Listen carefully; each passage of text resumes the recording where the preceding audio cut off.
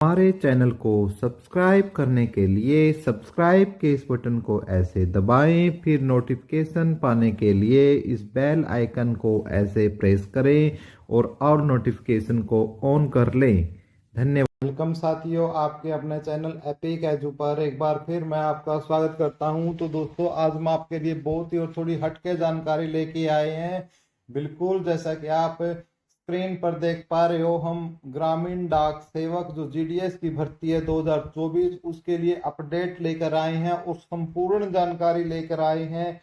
कब से farm start होंगे, एग्जाम होगा या नहीं होगा, सारी डेट, कितनी वैकेंसियां होंगी, सारी डिटेल हम आपको बताने का काम करेंगे। लेकिन उससे पहले मेरे सभी साथियों से हाथ जोड़कर रिक्वेस्ट है, यदि आप चैनल पर पहली बार आए हो तो चैनल को सब्सक्राइब कर लो। सब्सक्राइब करने का तरीका वीडियो के प्रारंभ में मैंने आपको बता दिया है, जो बिल्कुल फ्री ऑफ कॉस्ट है, जिसका आपको एक सिंगल पैसा भी नहीं देना। और वीडियो अच्छी लगे तो आप अपनी सोशल मीडिया, फेसबुक या व्हाट्सएप या टेलीग्राम ग्रुप्स में वीडियो को शेयर कर हमारा हौसला जरूर बढ़ाएं। और इतना नहीं कर सकते तो लाइक का बटन दबाकर ही अपनी श्रद्धांजलि इसके अंदर दें। तो दोस्तों, पहली बात तो है कि ग्रामीण जो डाक जीडीएस जिसको हम बोलते हैं, सिंपल भाषा में जीडीएस की जो भर्ती बोलते हैं दोस्तों, वो भर्ती आई है।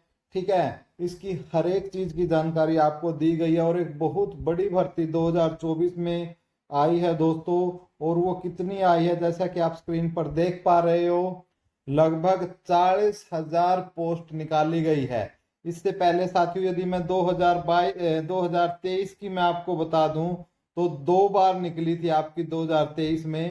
तो दोस्तों, एक बार 2023 में 20,000 वैकेंसियां निकली थी, ठीक है, और एक बार 12,828 वैकेंसियां निकली थी। तो इस बार अप्रोक्सीमेटली 2023 में कितनी वैकेंसियां निकली थी, लगभग 43,000 वैकेंसियां 2023 में निकली थी। और ये मोस्टली जो है जनवरी में निकलती है, लेकिन इस बार लेट हुई है, नहीं निकली है। ठीक है, तो इसलिए सरकार ने 2024 में क्या है, निकाल दी है डायरेक्ट 40,000 भर्ती। इसका नोटिफिकेशन जारी हो गया है और एक बार में ही दोस्तों 40,000 भर्ती जो है निकालने का काम करेंगे। ठीक है, अब दोबारा भर्ती इस पर नहीं आएगी। और जितनी जितनी वैकेंसी जनरल कैटेगरी वाइज मैं आपको बता रहा हूँ, आपकी स्क्रीन पर लिखी भी होगी, आप देख भी चुके होंगे और हमारे साथ भी जुड़े रहिए। तो 40,000 में से 12,306 वैकेंसी जनरल कैटेगरी की है दोस्तों, ओबीसी की 9,303 है, ईडब्ल्यूएस की 4,224 है, एससी की 7,569 है और एसटी की 6,637 वैकेंसी एसटी की है। ठीक है, बहुत कम लोग हालांकि इसको फार्म भी भरते हैं, क्योंकि भाई इसमें जो एग्जाम है नहीं होता। विद्यार्थियों ने पिछली बार मांग भी उठाई थी कि जिनके कम नंबर होते हैं वो तो डायरेक्ट कंपटीशन से बाहर हो जाते हैं। इसके बारे में भी आगे अपडेट उसमें दूंगा। ठीक है, और हर एक चीज आपको बताई जाएगी कि आवेदन कब से स्टार्ट करना है।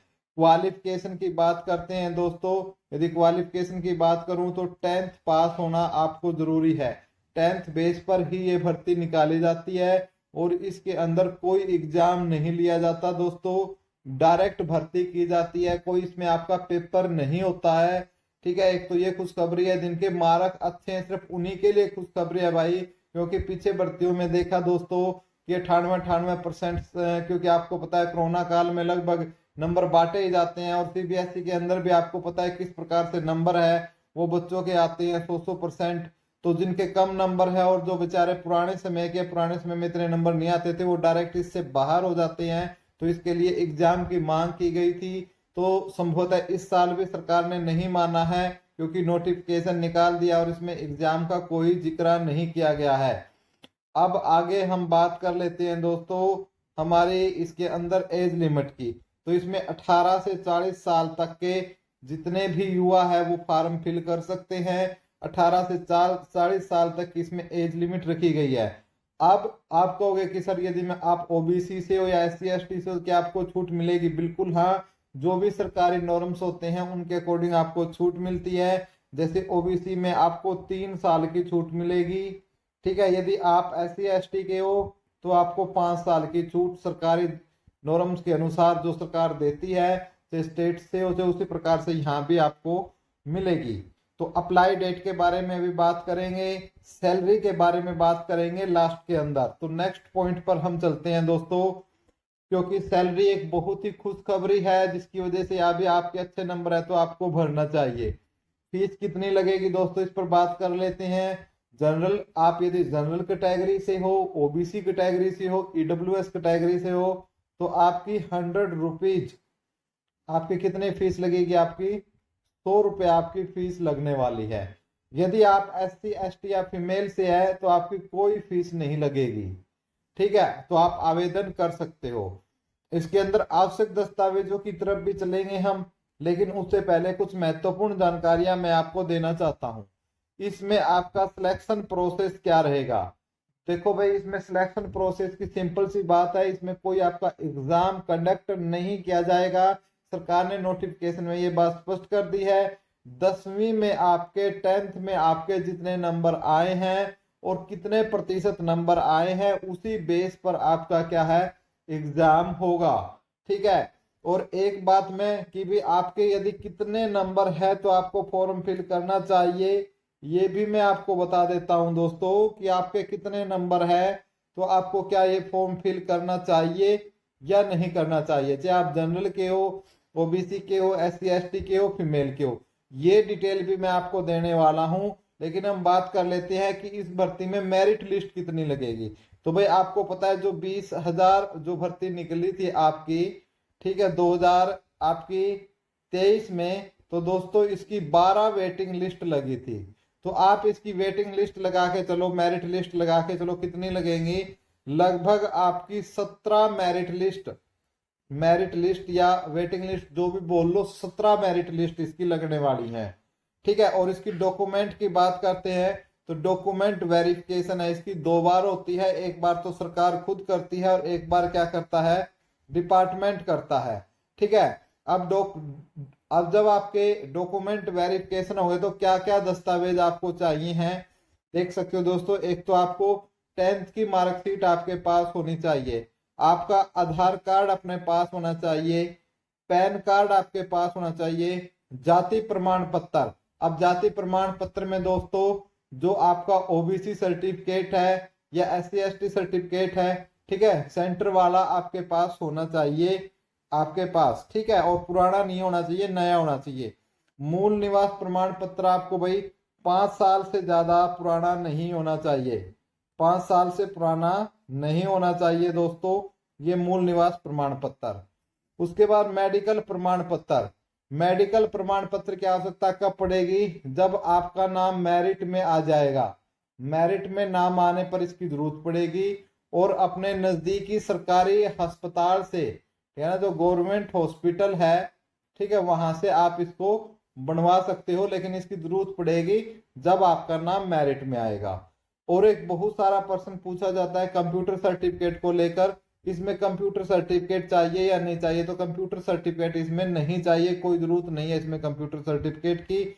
और आपके पास एक जीमेल आईडी होना चाहिए और आपका मोबाइल नंबर। और ये सब ये नहीं होना चाहिए कि भाई आज आपके पास है कल नहीं है, तो आपके पास ये ऐसे परमानेंट होना चाहिए कि कभी भी जब तक 16-17 मेरिट लिस्ट लगेंगी आपके पास, क्योंकि उन्हीं पर मैसेज आएगा, उन्हीं पर सारे डॉक्यूमेंट आएंगे, ठीक है, तब तक वो आपके पास होना चाहिए। तो एक ही इसके अंदर बात करता हूं साथियों, सैलरी की बात करता हूं, तो इसमें 2 तरीके से आपको ज्वाइनिंग दी जाती है, एक तो ग्रामीण और एक शहरी।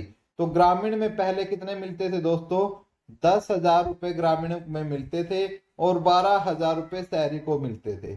लेकिन दोस्तों बहुत ही खुशखबरी है हमारे लिए, डीए को 50% बढ़ा दिया गया, आपको पता ही है। अब जो सैलरी है जो ग्रामीण है दोस्तों, ग्रामीण को ये सैलरी 22,000 रुपए सैलरी एग्जैक्ट मिलेगी। ठीक है, और शहरी क्षेत्र में यदि आपकी ज्वाइनिंग आ जाती है तो 24,000 रुपए आपको सैलरी दी जाएगी। तो ये, और आप अप्लाई कब से कर सकते हो, रही अप्लाई की बात दोस्तों, ठीक है, अप्लाई के लिए क्या है, ये शॉर्ट नोटिस निकाल दिया गया है सरकार की तरफ से। तो हो सकता है जून के लास्ट वीक या फिर जुलाई के फर्स्ट वीक से आप इसमें जो है फॉर्म अप्लाई करने स्टार्ट हो जाएंगे। जैसे ही फुल नोटिफिकेशन आता है आप हमारे चैनल के साथ जुड़े रहिए, हम आपको पूरी जानकारी देने का काम करेंगे। ठीक है साथियों, उम्मीद करते हैं कि आपको जो जानकारी दी जा रही है वो अच्छी लगी होगी। अब हम बात कर लेते हैं कि आपके कितने नंबर है तो आपको फॉर्म फिल करना चाहिए, कितने नंबर नहीं है तो आपको फॉर्म फिल नहीं करना चाहिए। आओ इसको भी एक बार समझ लेते हैं। तो दोस्तों, आपके 10th में कितने प्रतिशत आपको पता है दोस्तों? आजकल कितनी संख्या में जो बच्चों के जो नंबर है आते हैं, आप सब इससे अवगत ही हो। तो भाई जनरल में आपके कितने नंबर है? फिर भी यदि जनरल में आपके कम से कम आप ये लगा के चलो, यदि जनरल में आपके 86% या इससे ऊपर है तो आप अपने आप को सिक्योर मानकर चल सकते हो। ओबीसी और ईडब्ल्यूएस में यदि आपके 83% नंबर है तो आप अपने आप को सिक्योर मान के चल सकते हो। यदि मैं SC/ST की बात करता हूं तो यदि आपके 80% नंबर है तो अपने आप को आप सिक्योर मान के चल सकते हो। यदि मैं बात करता हूं फीमेल की, तो फीमेल में यदि आपके नंबर 76% यदि आपके नंबर है तो आप अपने आप को सिक्योर मानकर चल सकते हो। लेकिन दोस्तों लास्ट में ये मैं बताता चलूंगा कि कई रीजन में जैसे पोस्टें कम होती है, बहुत सारे विद्यार्थी उन पोस्टों को भरते नहीं यही सोच के कि भाई इसमें मेरी नंबर नहीं आएगा। ठीक है, तो वहां बहुत से कम नंबर वाले बच्चे फिल कर देते हैं और उनका उस रीजन में, उस क्षेत्र में पर्टिकुलर कम पोस्टों पर नाम आ जाता है। तो इसलिए जब भी आप फॉर्म फिल करो, अपने आप से आपको फॉर्म फिल करना है दोस्तों। आपको साइबर कैफे वाले या फॉर्म भरने वाले भैया के भरोसे इस बात को नहीं छोड़ना है, क्योंकि भाई उसको कोई लेना देना नहीं है कि आपका जो फॉर्म है वो कैसे फिल किया जाए। तो बड़े आपको दिमाग लगाकर, पोस्ट प्रीफ्रेंस आपको बड़े दिमाग लगाकर भरनी है दोस्तों। चाहे फिर आपके कम नंबर भी हो, आपका जो है उसमें सिलेक्शन हो सकता है। जैसे मैं छोटा सा एग्जांपल देता हूं दोस्तों, 2023 में जो भर्ती हुई है तो एक रीजन में एक बच्चे के जो ये 20,000 जो भर्तियां थी इसके अंदर, और इसमें क्या है दोस्तों, एक बच्चे के 58% नंबर थे, उसका भी क्या हुआ है दोस्तों, सिलेक्शन हुआ है। ठीक है, तो एक पोस्ट प्रीफ्रेंस भरो, उसमें आप अपने दिमाग से आपने पोस्ट प्रीफ्रेंस फिल करनी है, अपने दिमाग का यूज करना है यदि आपको कम नंबर है तो। ठीक है, और किस प्रकार के रीजन आपको सिलेक्ट करने हैं, आपको पहले उस पर केस स्टडी करना है और फिर उसके बाद आपने क्या करना है, आपको अपना फॉर्म फिल करना है। तो दोस्तों ये थी संपूर्ण जानकारी।